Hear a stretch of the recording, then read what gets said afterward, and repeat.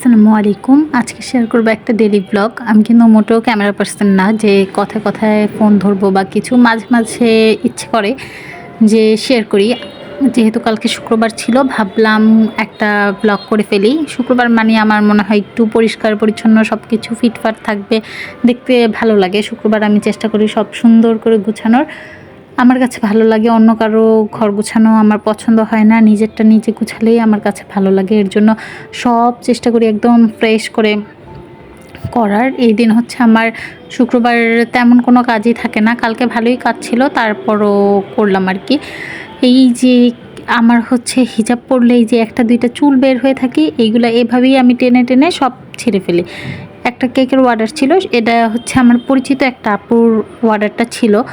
তো ভাবলাম আমি যাই, গিয়ে দিয়ে আসি, কারণ আমাদের বাসা থেকে কাছে ছিল আর বাসায়ও কেউ ছিল না যে যাবে।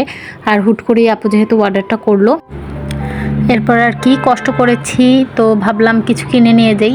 খাবার দাবার কিনে নিয়ে আসছি। আর এখানে ভাই সবার আগে এসে শুরু করছে যে কি নিয়ে আসলাম। ও একদম প্যাকেটে শুঙে শুঙে দেখছিল। বেলপুরি আমরা বাইরে গেলেই বেলপুরি দেখলে আনবো। এরপরে হচ্ছে চিকেন প্যাটিস এনেছিলাম, চিকেন প্যাটিস খেলাম, এরপরে মুড়ি খেলাম, এরপরে আবার আম খেলাম। সারাদিনে আরও অনেক কিছুই করা হয়েছে, কিন্তু সেগুলো রেকর্ড করা হয়নি। এই তো শেষ, টাটা বাই বাই, আল্লাহ হাফেজ।